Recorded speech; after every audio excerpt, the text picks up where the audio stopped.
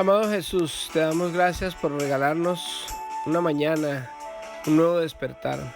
Gracias por todas las bendiciones que recibimos día a día, momento a momento. Bendiciones que muchas veces ni siquiera nos damos cuenta de la protección y del amor tan grande que tú tienes con nosotros. Te bendecimos en esta mañana, Señor, y te pedimos que nos hables a través de tu palabra. Quedamos en tus manos en el nombre de Jesús. Amén y amén. Muy buenos días a todos. Les saludamos desde Mi Tiempo con Dios, devocional que hacemos desde su comunidad cristiana La Roca de Betel. Venimos leyendo el libro de Mateo y hoy vamos a leer el capítulo número 19. Discusión acerca del divorcio y del matrimonio. Cuando Jesús terminó de decir esas cosas, salió de Galilea y descendió a la región de Judea, al oriente del río Jordán. Grandes multitudes lo siguieron y él sanó a los enfermos.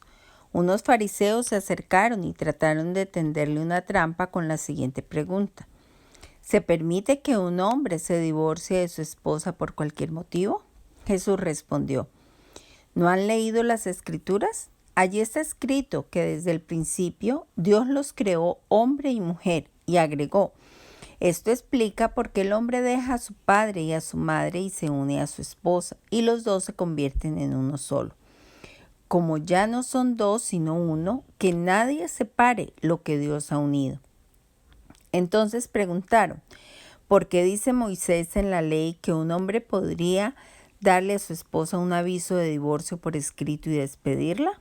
Jesús contestó: Moisés permitió el divorcio solo como una concesión ante la dureza del corazón de ustedes, pero no fue la intención original de Dios. Y les digo lo siguiente: el que se divorcia de su esposa y se casa con otra comete adulterio, a menos que la esposa le haya sido infiel. Entonces los discípulos le dijeron: si así son las cosas, será mejor no casarse. No todos pueden aceptar esta palabra, dijo Jesús, solo aquellos que reciben la ayuda de Dios. Algunos nacen como eunucos, a otros los hacen eunucos y otros optan por no casarse por amor al reino del cielo. El que pueda, que lo acepte. Jesús bendice a los niños. Cierto día, algunos padres llevaron a sus niños a Jesús para que pusiera sus manos sobre ellos y orara por ellos. Pero los discípulos regañaron a los padres por molestar a Jesús. Pero Jesús les dijo: dejen que los niños vengan a mí, no los detengan, pues el reino del cielo pertenece a los que son como estos niños. Entonces les puso las manos sobre la cabeza y los bendijo antes de irse. El hombre rico. Alguien se acercó a Jesús con la siguiente pregunta: Maestro, ¿qué buena acción tengo que hacer para tener la vida eterna? ¿Por qué me preguntas a mí sobre lo que es bueno? Respondió Jesús: solo hay uno que es bueno. Pero para contestar a tu pregunta, si deseas recibir la vida eterna, cumple los mandamientos. ¿Cuáles?, preguntó el hombre, y Jesús le contestó: no cometas asesinato, no cometas adulterio, no robes, no des falso testimonio. Honra a tu padre y a tu madre. Ama a tu prójimo como a ti mismo. He obedecido todos esos mandamientos, respondió el joven. ¿Qué más debo hacer? Jesús le dijo: si deseas ser perfecto, anda, vende todas tus posesiones y entrega el dinero a los pobres y tendrás tesoro en el cielo. Después ven y sígueme. Cuando el joven escuchó lo que Jesús le dijo, se fue triste porque tenía muchas posesiones. Entonces Jesús dijo a sus discípulos: les digo la verdad, es muy difícil que una persona rica entre en el reino del cielo. Lo repito, es más fácil que un camello pase por el ojo de una aguja que un rico entre en el reino de Dios. Los discípulos quedaron atónitos. Entonces, ¿quién podrá ser salvo?, preguntaron. Jesús los miró y les dijo: humanamente hablando es imposible, pero para Dios todo es posible. Entonces Pedro le dijo: nosotros hemos dejado todo para seguirte. ¿Qué recibiremos a cambio? Jesús contestó: Les aseguro que cuando el mundo se renueve y el Hijo del Hombre se siente sobre su trono glorioso, ustedes que han sido mis seguidores también se sentarán en 12 tronos para juzgar a las 12 tribus de Israel.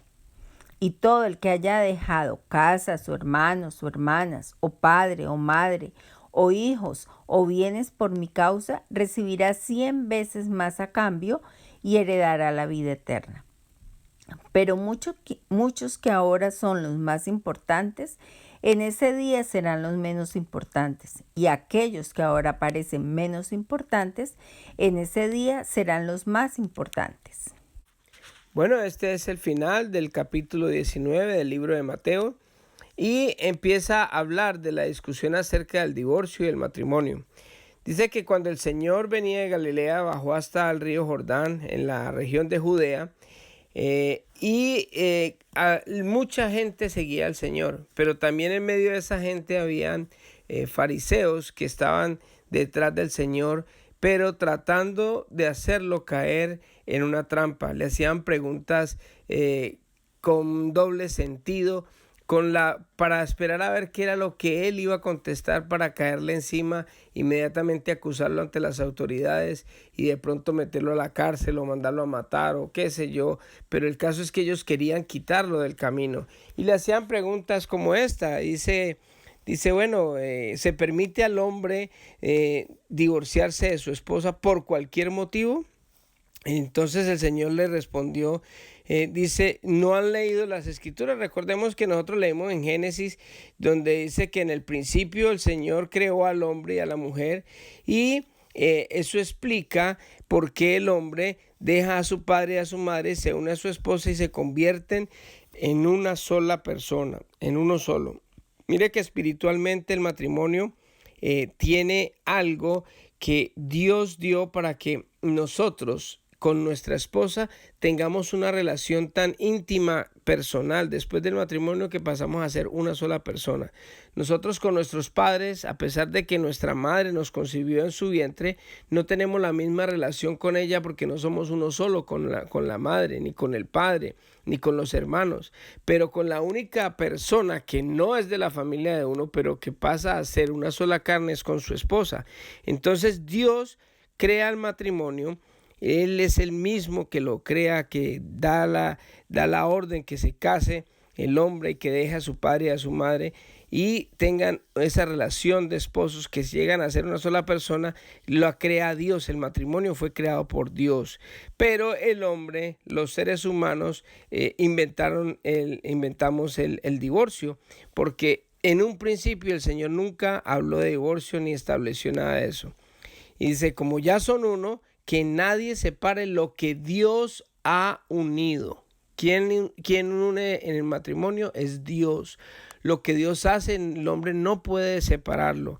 Así que eso fue lo que el Señor creó desde el principio. Pero como ellos eran tan tercos y seguían haciendo sus trampas, le volvieron a decir al Señor, bueno, entonces ¿por qué Moisés permite que el hombre le dé carta de divorcio a su mujer? Y entonces el Señor le contesta a ellos, pues hombre, por su duro corazón, porque ustedes son tan duros de corazón que no son capaces de perdonar. Pero dice, de la única manera que el Señor le da carta de divorcio, que le permite darle carta de divorcio a una persona, es cuando se encuentra en un acto de adulterio. Más sin embargo aquí no lo especifica, sino que dice, pero yo les digo lo siguiente, o sea, ok, dele carta de divorcio a su esposa porque le fue infiel. Pero mire lo que dice el Señor, pero si usted se casa otra vez con otra persona, entonces usted comete adulterio.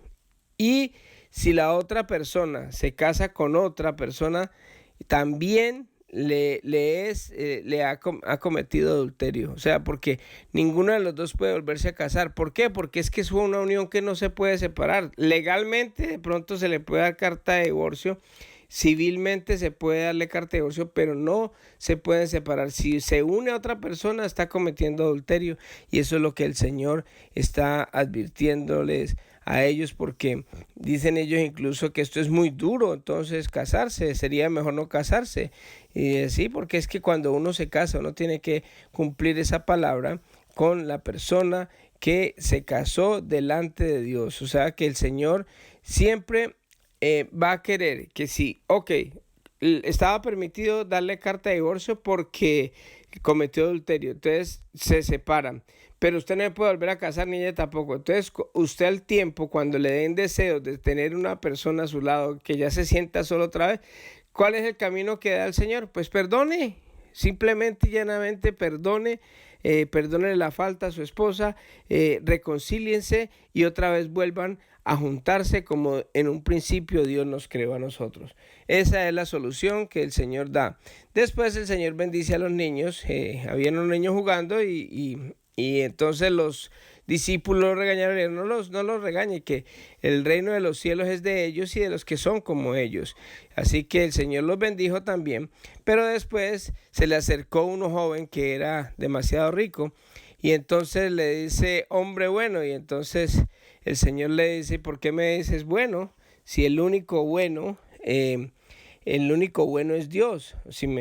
Como diciéndole al Señor, si usted cree que yo soy Dios, pues entonces dígame de una vez Dios, pero no me diga hombre bueno, sino que si usted está creyendo, porque si el único bueno es Dios y yo soy bueno, entonces me está dando la autoridad y me está dando el estatus de Dios. Entonces, imagínese lo que el Señor dice, el único bueno es Dios. Entonces le pregunta a él, ¿qué debo de hacer para yo llegar al cielo, para recibir la vida eterna? Entonces el Señor le dijo, recordémonos que no había muerto, no había pagado los pecados y estaban viviendo bajo la ley. Entonces dije, cumpla la ley. No mate, no robe, no cometa adulterio, no dé falso testimonio, honra a padre y madre, ama a tu prójimo como a ti mismo. Y entonces él dice, no, ya lo he cumplido todo, ¿qué más debo hacer? Entonces el Señor, como conoce su corazón, conocía el corazón de él, dice, coge todo tu dinero, regálalo a los pobres, ven y sígueme, deja todo por seguirme.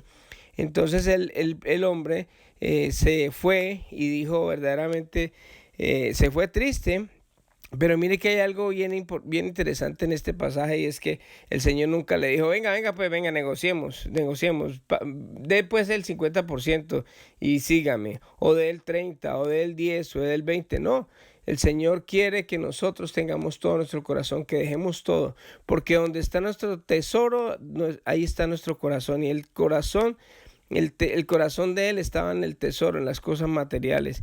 Y después le dicen los discípulos entonces que es difícil, que entonces cómo hace para salvarse. Humanamente va a ser imposible llegar a tener la vida eterna. Es decir, para una persona humanamente, así cumpla los mandamientos, así cumpla lo que sea, haga lo que sea, va a ser imposible salvarse para una persona por sus méritos, por las cosas que haga.